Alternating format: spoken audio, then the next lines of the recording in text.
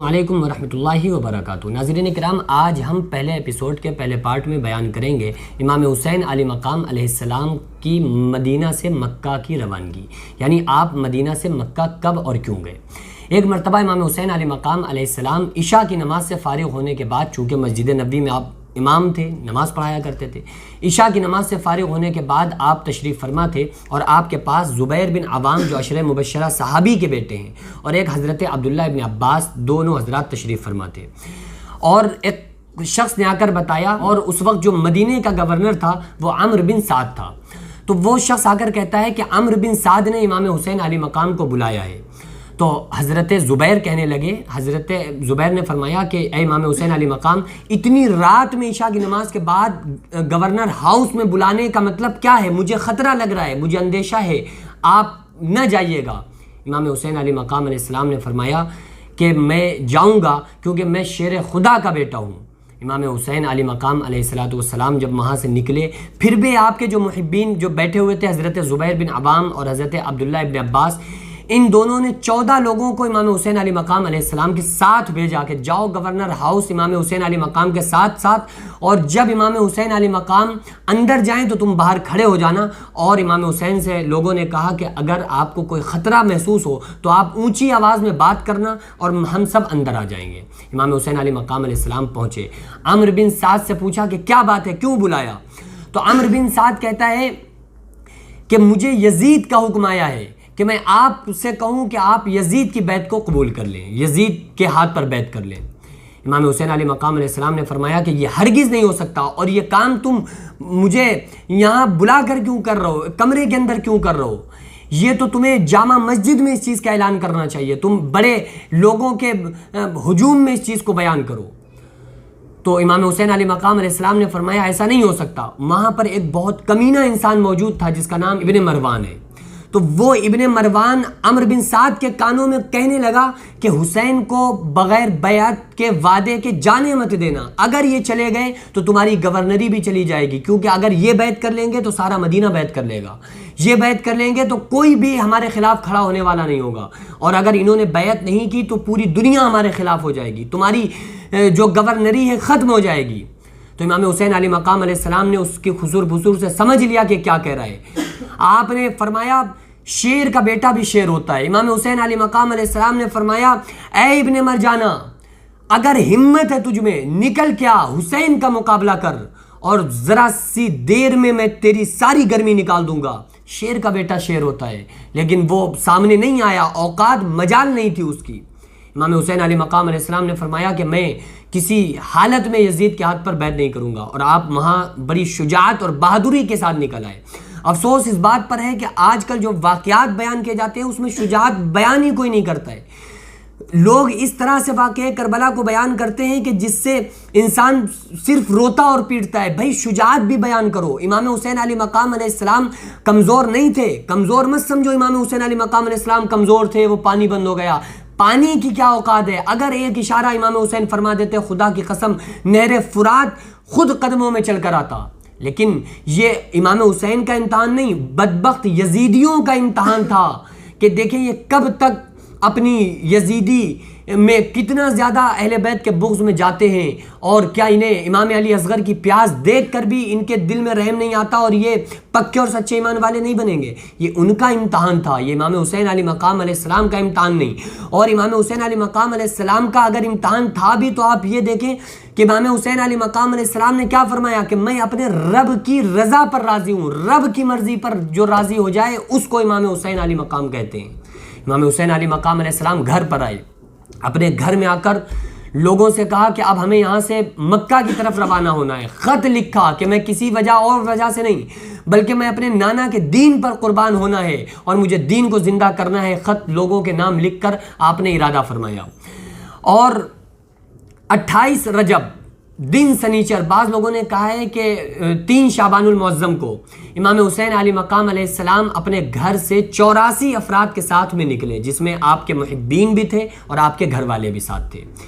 امام حسین علیہ مقام علیہ السلام مکے کی طرف پہنچے۔ تقریباً کچھ دن میں امام حسین علیہ مقام علیہ السلام نے 1 ہفتے کے اندر ہی سفر طے کیا جب آپ مکہ پہنچے تو لوگوں نے بہت زیادہ آپ کا استقبال کیا. آپ مکہ کے اندر داخل ہوئے اور ادھر سے کوفہ سے خط آنا شروع ہو گئے. امام حسین کے نام خطوط کی بوچھار لگ گئی اور کوفہ کے لوگوں نے کہنا شروع کر دیا کہ اے امام حسین آپ یہاں آ کر مجھے بیعت کریں.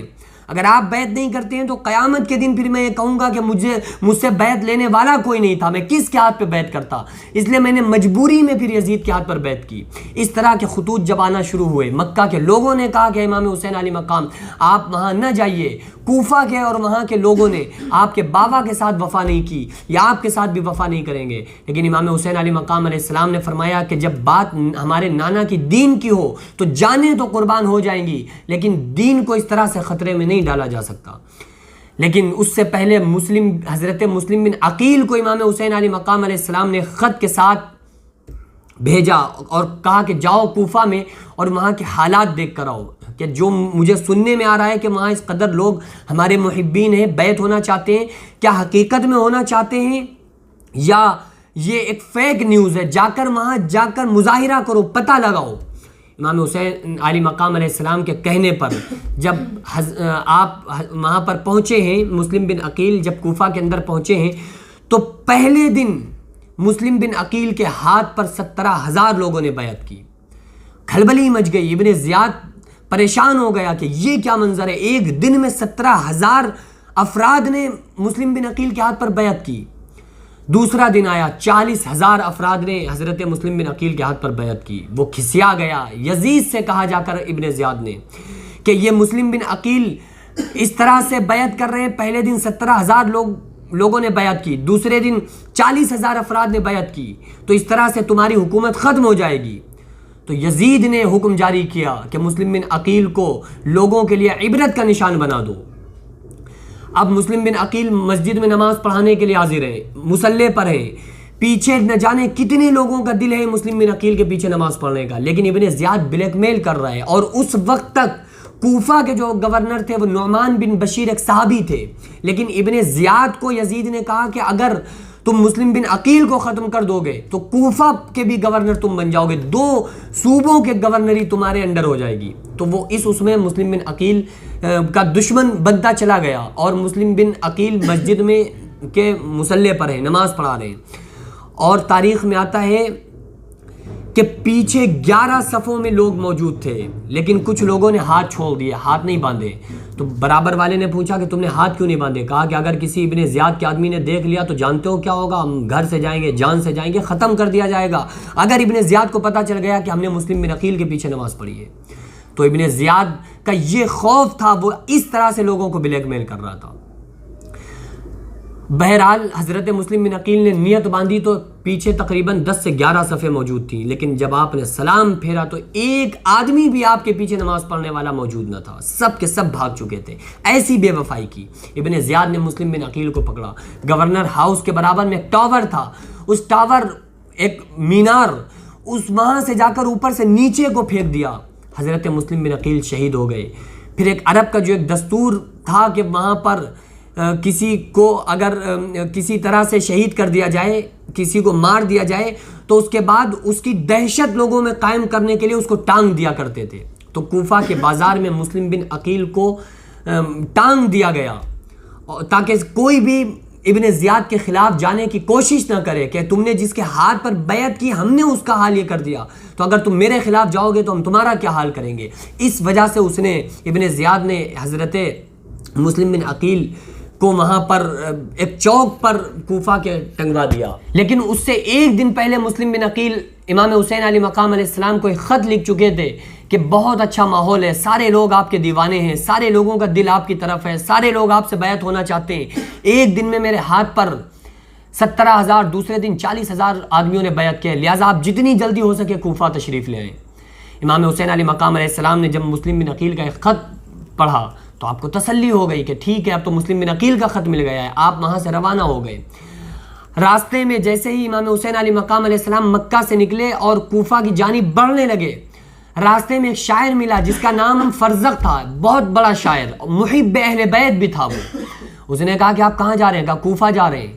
تو کہا کہ آپ کوفہ مت جائیے، وہاں کے لوگوں نے مسلم بن عقیل آپ کے بھائی کو شہید کر کے چوک پہ لٹکا دیا اور وہ فرزخ شاعر کہتا ہے کہ اے امام حسین علی مقام، میں اپنی آنکھوں سے دیکھ کر آیا ہوں کہ ظالموں نے مسلم بن عقیل کو کوفہ کے چوک پر لٹکا دیا۔ بڑا خوبصورت جملہ امام حسین علی مقام علیہ السلام نے بولا کہ اے فرزق، تو نے میرے بھائی کو لٹکا ہوا دیکھا ہے، تو نے میرے بھائی کو جھکا ہوا تو نہیں دیکھا ہے نا۔ امام حسین علی مقام علیہ السلام پھر آگے کو بڑھتے ہیں۔ راستے میں حر اور حر کی ایک فوج ملتی ہے۔ حر نے کہا کہ آپ یہاں سے آگے نہیں جا سکتے۔ امام حسین علی مقام علیہ السلام پھر بھی آگے بڑھ گئے، پھر اس نے روکا، اس کی فوج نے روکا، آپ نہیں رکے، پھر آگے بڑھے، پھر اس نے روکا۔ امام پاک نے پوچھا یہ کون سی جگہ ہے؟ پتہ چلا یہ کرب و بلا ہے۔ امام حسین علی مقام علیہ السلام نے فرمایا یہیں خیمے لگا دو۔ خیمے لگ گئے اور آپ نے فرمایا کہ میرے بابا علی نے یہی نشاندہی بتائی تھی کہ کرب و بلا کی زمین پر میرے بیٹے حسین کو شہید کیا جائے گا، لہٰذا وہ مقام آ گیا، اسی کرب و بلا کی زمین پر ہمیں خیمے لگا دینا چاہیے۔ خیمے لگ گئے۔ امام حسین علی مقام علیہ السلام نے خیموں میں کوئی جانور نہ آئے، کوئی سانپ نہ آئے، اس وجہ سے خندق کھودی جاتی تھی، رواج تھا، خندق کھودی جاتی تھی، زمین میں گڑھا کھودا جاتا تھا، اس میں آگ جلا دی جاتی تھی تاکہ خیمے میں کوئی جانور نہ آ سکے، کوئی دشمن حملہ نہ کر سکے۔ تو ایک شخص سامنے کھڑا تھا، وہ کہنے لگا کہ اے حسین، آپ نے ابھی سے کیوں آگ اپنے لیے جلا لی؟ آپ کو تو جلنا ہے۔ معاذ اللہ ثم معاذ اللہ، سارے لوگ معاذ اللہ کہیں، اللہ معاف فرمائے۔ امام حسین علی مقام علیہ السلام کو غصہ آ گیا، فرمایا میں حکم دیتا ہوں آگ کو کہ وہ تجھے پکڑ لے۔ فوراً ہی وہ اس شخص کا گھوڑا ہنہنایا اور وہ انسان گھوڑے سے نیچے گرتا ہے۔ آگ نے اپنی لپٹوں سے اس کو پکڑ کے 1 منٹ میں راکھ کر دیا۔ یہ طاقت ہے امام حسین علی مقام علیہ السلام کی۔ اور اگر آپ چاہتے نہر فرات 1 منٹ میں قدموں پہ حاضر ہو جاتا، لیکن آپ اللہ کی مرضی پر راضی رہے۔ بہرحال یہ وہ امام حسین علی مقام علیہ السلام ہے کہ ایک مرتبہ منبر رسول پر حضرت عمر تشریف فرمائے، خطبہ دے رہے ہیں۔ امام حسین علی مقام علیہ السلام کی کم عمر ہے، تشریف لائے۔ امام حسین نے فرمایا اے عمر، میرے نانا کے ممبر سے اٹھیے اور جا کر اپنے نانا کے ممبر پر بیٹھو۔ حضرت عمر اٹھ گئے اور فرمانے لگے کہ اے امام حسین، میرے نانا کا کوئی ممبر ہی نہیں ہے، میں کہاں جا کر بیٹھوں؟ تو امام حسین نے فرمایا اے عمر، تو پھر تم میرے ہی نانا کے ممبر پر بیٹھ جاؤ۔ دوبارہ پھر امام حسین علی مقام کے کہنے پر حضرت عمر ممبر پر بیٹھے اور فرمایا اے لوگوں سنو، مجھے اس سے پہلے ابو بکر نے ممبر پر بٹھایا تھا، حسین نے مجھے اٹھا دیا، اب حسین نے مجھے اس ممبر پر بٹھایا ہے۔ خدا کی قسم کسی کے باپ میں بھی دم نہیں ہے جو مجھے اب اس ممبر سے ہٹا دے، کیونکہ بیٹھالنے والا علی شیر خدا کا بیٹا حسین ہے۔ یہ مولا علی کے بیٹے امام حسین علی مقام علیہ السلام کی شان ہے۔ آپ صلی اللہ علیہ وسلم اکثر اپنے بچوں کو ایک طرف امام حسن ایک طرف امام حسین کو کاندھوں پر بیٹھاتے تھے اور فرماتے تھے کہ اللہ میں ان بچوں سے محبت کرتا ہوں، اے اللہ تو بھی ان سے محبت کر، اور اللہ جو ان سے محبت کرے تو ان سے محبت کر، اور مولا جو ان سے بغض رکھے تو بھی ان سے بغض رکھ۔ تو اہل بیت کی محبت ہی ایمان کا جز ہے۔ اگر ہمیں اہل بیت سے محبت نہیں ہے تو خدا کی قسم ہماری نمازیں ہمیں نہیں بچا سکتی، ہمارے روزے ہمیں نہیں بچا سکتے، ہماری قرآن کا پڑھنا، ہمارا اس پر عمل کرنا ہمیں نہیں بچا سکتا، کیونکہ آقا علیہ الصلوۃ والسلام نے غدیر خون کے موقع پر فرمایا تھا کہ اے لوگوں میں تم میں 2 بھاری بھرکم چیزیں چھوڑ کر کے جا رہا ہوں، ایک قرآن، دوسری میری اہل بیت۔ اگر تم ان کو مضبوطی سے پکڑے رہو گے تو کبھی گمراہ نہیں ہوگے۔ تو ہم اہل بیت کو چھوڑ کر پھر صراط مستقیم کی دعائیں کر رہے ہیں، ہم اہل بیت کو چھوڑ کر امام حسین علی مقام علیہ السلام سے بغض رکھ کے نماز میں اہدنا الصراط المستقیم، ہم کو سیدھے راستے چلا، یہ دعائیں مانگ رہے ہیں، کیسے قبول ہوگی؟ حضور صلی اللہ علیہ وسلم نے بتا دیا کہ قرآن اور اہل بیت کو مضبوطی سے پکڑ لو۔ ایک مقام پر یہ بھی آیا کہ قرآن اور میری سنت کو پکڑ لو۔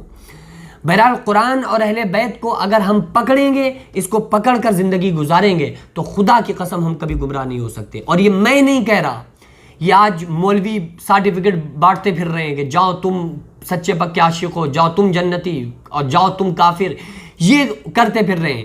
ہمارے نبی صلی اللہ علیہ وسلم نے فرمایا ہے کہ گمراہ کون ہے، ہدایت یافتہ کون ہے۔ ہمارے نبی کے فرمان کا مفہوم ہے اگر تم ہدایت اور گمراہ راستے کی پہچان تمہیں کرنا ہو تو دیکھ لینا جس طرف حسین اور حسین کے گھر والے ہوں وہ ہدایت کا راستہ ہے، اور جس طرف حسین سے بغض والے لوگ ہوں وہ گمراہی کا راستہ ہے۔ یہی تو ہمارے نبی نے فرمایا 2 بھاری بھرکم چیزیں چھوڑ کر جا رہا ہوں، قرآن، دوسری میری اہل بیت، ان کو مضبوطی سے پکڑے رہو گے تو کبھی گمراہ نہیں ہوگے۔ تو آج ہم لوگوں پر ایسا ظلم کیا ہے مولویوں نے کہ اہل بیت کے تعلق سے تذکرے خالی پڑے ہیں، تقریریں خالی ہوتی ہیں، مولویوں کی 2-2 گھنٹوں کی تقریر میں اہل بیت کا تذکرہ ہی نہیں آتا۔ کیوں ایسا ظلم کر رہے ہیں؟